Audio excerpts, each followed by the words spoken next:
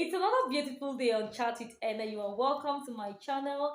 I am Ene Igube. If you have not yet subscribed to my channel, please do well to do so, and don't forget to hit the notification bell to get updates whenever I post new videos. You can also follow me on all other social media handles on Facebook, on Twitter, and on Instagram. On Facebook, it's Ene Igube. On Instagram, it's at Faustina Igube, and on Twitter, it's Ene Igube. Story time. Okay, you know, once upon a time, I came to Abuja shortly after my secondary school. Before this time, I had lots of things I wanted to do. I was this kind of a child. I still am because a lot have not changed. That I can excel in a lot of things. I studied sciences in my secondary school. Like I was a pure science student in secondary school, physics, chemistry, and what have you. So I discovered that I was good in all subjects. So I could write exams in government and still pass. I could write exams, I could do literature in English and I would still excel. So it's just something that is just there, it's there. So I was good at everything. Like I knew I could do a lot of things and at a little or no stress level at all. And then at the time, as a young child, okay, I wanted to actually be a nurse because I wanted to be okay, part of the family medical, you know, clique and all of that. So I wanted to be a nurse. But when I entered secondary school, the dream changed in my early, secondary school. So I fell in love with Introtech at some level. So I wanted to be like an engineer. And then I was like, okay, I wanted to, but I didn't figure out the kind of engineer I wanted to be, but I just loved the idea. Like I wanted to be an engineer. And then the good thing was at every level, whatever I wanted to be, I was, being open to my parents, to my siblings. We always sit down, and because I was a natural talkative as a child, I was very hyper. I was a fool, like only me one, like I don't fool the whole house finish. So everything I was feeling, I was very expressive. I was, very open to communication at a very young stage. So I could communicate without any barriers. I wasn't afraid to talk about anything. I wasn't afraid to talk to anybody. So I would always talk about, and then I was taught as a young child, when you're talking to people, you look them straight in the eyes. So it's something that comes naturally. Like I was a natural communicator. So even in the house, like whenever they want to do things, that is a story for another day. Whenever they want to do anything and they don't want anybody to know about it, they'll just pursue me to one level. So yeah. So then that was the good thing. That was the blessing. I was communicating to my parents, to all those who were in the position to mentor me. And they were listening. Nobody tried to discourage me. If I come home and say, today I want to be a mechanic, nobody would say anything. They'll say it's good. And that's because I believe my parents knew that I would get to that point where I'll be able to figure out what it is that I really wanted to do. So I was, I was this box of ideas popping here and there and all of that. And I know it's not new to some of you because some persons also went through these processes. And then when I went to my junior secondary school, I wanted to be an engineer and all of that. Before I even finished my junior work, I wanted to do home economics because then in my school, home economics students will always cook rice, cook this and that, wearing their apron and all of that. So I wanted to fall into that category of, Cookers Association of Nigeria. Maybe by now I would have been Hilda Bassi, who knows. But then when I got to my SS class, I started doing calculation. Now I was becoming a little bit matured. I got introduced to physics, chemistry, and all of those things, and da da da da da. So at that point, I was just doing my calculation. Okay, dad is this, my elder brother is that. So why don't I become a pharmacist? That is what we don't have in the family yet. So yeah, I become a pharmacist and produce drugs. I'll be this. I work in NAFDAC. I'd already planned whatever I wanted to do. So I carried that dreams all through my secondary school. Like I wanted to be a pharmacist and all of that. But then when I finished my secondary school and then I left Benue State, I went to Jos Plateau State where my elder sister was living at the time. And then staying with my elder sister, I started following her from one church program to the other. So I was seeing the way people were introducing cake and doing events, and people would come and talk, and it was so easy. Like I was enjoying myself, having people talk, the way they'll carry microphones and they'll come out and talk. And I was like, me too, I want to be a cake. I want to be able to be baking cake, to be going for different events. to be, talking to large audience. That was just what was on my mind. That was just a picture I had. I will be talking to large audience, but pharmacists will just keep me caged in one place. So I didn't want that. So at the time I was preparing to write my jam then. So I was like, then I asked me, what do you want to be? I said, me, I want to do food science and technology. Because at that point, the only thing that was running through my head, but I just didn't want to do cake and bake cake. So I want to know the science, how flour is made, how vinegar is this, how that is that. So that was the only thing on my head was, as at the time. So I put in for jam. So when I wrote my jam, the jam result have not even come out. I had changed again. Because that year I traveled home. So when I traveled home, I went home. My mom was having, she said her legs were paining her. So, and then I would visit, some other persons. You would hear women complain of back pain, leg pain. So, and I told my dad, and I said, if I now become a caterer or this one, that one, and be baking all these things, how will I now help people that are having leg pain, bone pain? So, I told him, I said, okay, so I can become an orthopedic doctor, right? So I can learn about bones. I will set up a spa, and then I'll be giving people free bone, whatever, whatever. That was what of my head, though, like confusion. But then I discovered that to my greatest, this I would say all of these things.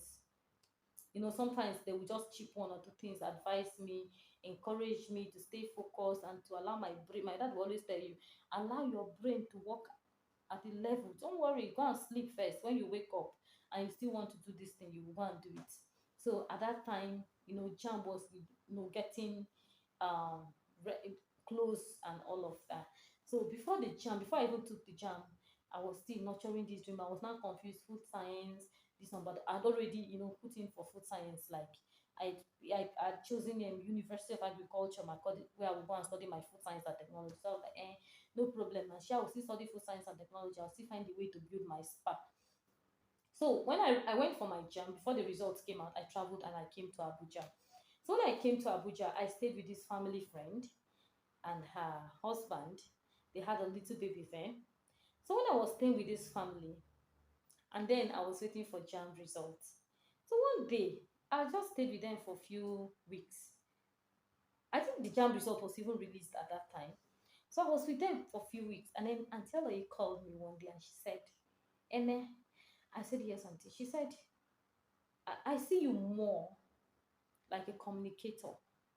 So why don't you, have you ever thought of, getting into the business of becoming a journalist or just study mass communication and doing anything? Sounds like it's not something I've heard about before. I've not heard about journalism, or I've never, like, I wasn't introduced to that world. So I was like, auntie, so if I do this, what will I do? She wasn't like, no. As a mass communicator, you can do anything, you can address anything, you can even know about health shows. She now started introducing me to a lot of programs. I started watching Tyra Banks shows. I started doing a lot of things. I started watching Moments with Mo and a lot of, and then I was going to different places. I would go to the presidential villa.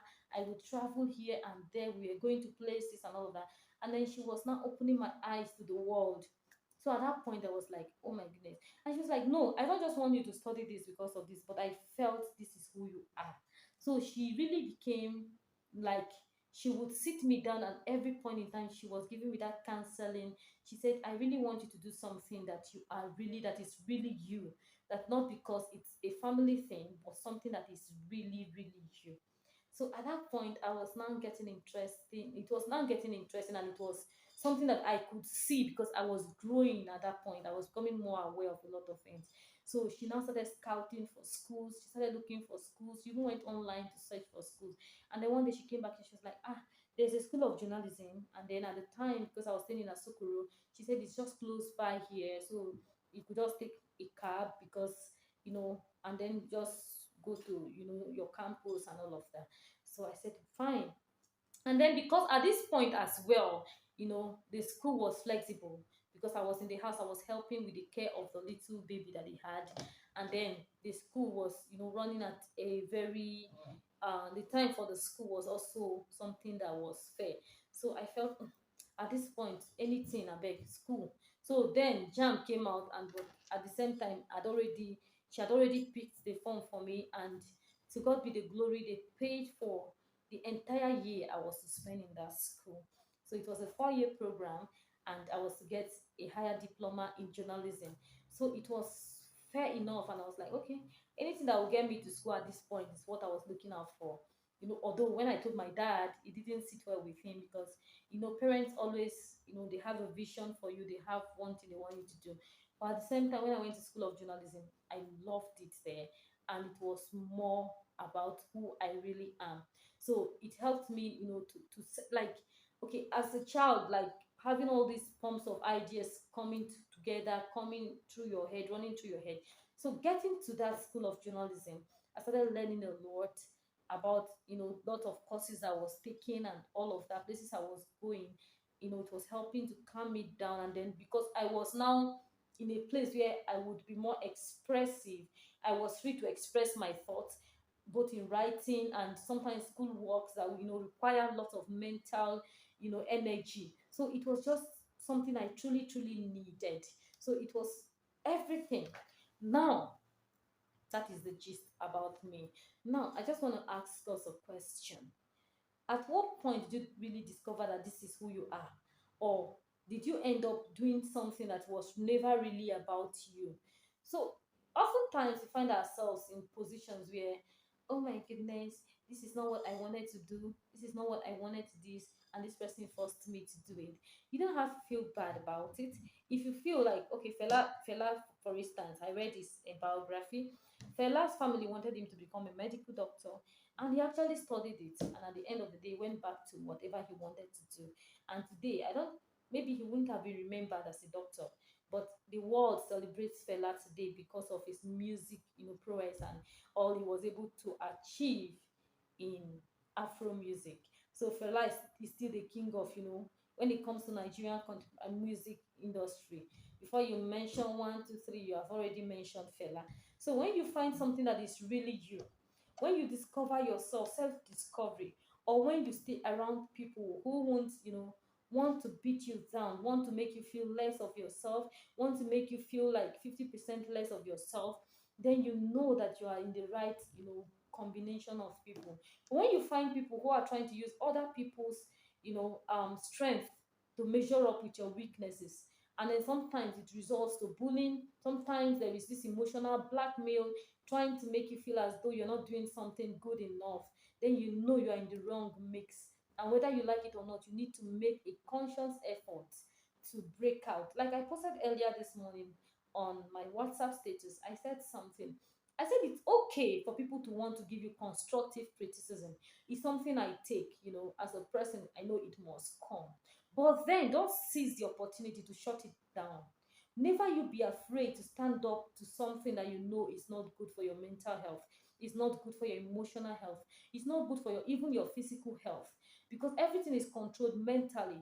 Once somebody has captured you and is blackmailing you emotionally or doing anything to you that you don't feel comfortable in, you should never be afraid to speak up and shut it down immediately. It's what I do. When you bring lots of criticisms and it's not coming from a place of, I want you to do better, I want you to do this, but because I want you to be what I want you to be. And I will just quickly tell you, I cannot be what you want me to be. I can only be what God wants me to be. And it is in doing what you are comfortable in doing. So long as you're not breaking any laws, so long as you're not offending people, so long as you're doing the right thing at the right time, just because people are not comfortable with it or people around you are not okay with it, you are not doing anything wrong at all. So you should keep being yourself. You should keep doing whatever it is that gives you joy and peace of mind. So long as it glorifies God, so long as it brings good to the world. The only things you shouldn't do are things who diminishes others. So if you find yourself in any mix and people are trying to um do one or two things to make you feel less, you should never forget to use your voice, and you should never forget to speak up to injustice and to stand up to it. So this is all the world is all about, and this is what makes the world a better place. And if you find yourself in any position of mentoring, you have the ability to mentor people, don't forget to use that opportunity wisely. Till tomorrow, I would always be grateful to Auntie Aloye. She helped me a lot to discover who I really am. She helped me a lot to at the point this, and I'm really enjoying myself in this field of communication, because I discover as well as a natural communicator, as someone who is, freely, free to communicate, talk to anybody, going that direction was, step in the right direction. So every day, whenever I'm talking about my journey to, studying journalism and what have you, I would never cease to mention Auntie Aloye, because she was the first person, that actually discovered the fact that I was, this is my life and this is where you fit in. So at one point, did you discover that, oh, the place where you are is what you are doing? And if you're in a place where you feel like, I was forced to study this, because I've had a lot of persons, because of, this part of the world where we find ourselves, where constantly every family wants to have a medical doctor, every family wants to have a lawyer, every family wants to have this. Sometimes children are forced to doing what they don't want to do. But then you should always allow your children to, decide what they want to do. You can mentor them, you can help them discover it, if they are as confused as I am, or if they are as hyper as I am, or if they are a box of plenty ideas as myself. So you can help them discover who they really want to be. You can help them discover where they want to be. You can help them discover who they want to be. There is no harm in that. So, guys, this is where I draw the curtains on today's program of discovering yourself, self discovery, or people helping you to discover yourself. The moment you discover yourself, don't forget to always, strive to excel in that field of study. So, everything I am in communication, I owe it to a large extent to Auntie Aloye, because she actually paid my first school fee in communication school, in the school of journalism. And since then, it has paid off, and I'm really very grateful. So, guys, until I come your way next time, it's bye from me to you guys. And don't forget to be a good mentor. Don't forget to be a good role model. Don't forget to mentor people and everyone around you. Help people discover who they really are. Help people become a better version of themselves, and give people the opportunity to grow. Don't be a bad leader that will measure another person's weakness to another person's strength. Don't bully people and blackmail people to become 50% less of themselves. And of course, if you are good at something, do it, and do not be jealous of another person's abilities. Be happy for other people. Be happy for other people, and give other people the chance to grow as well. And don't forget to stay safe, guys, and be good. It's bye from me to you.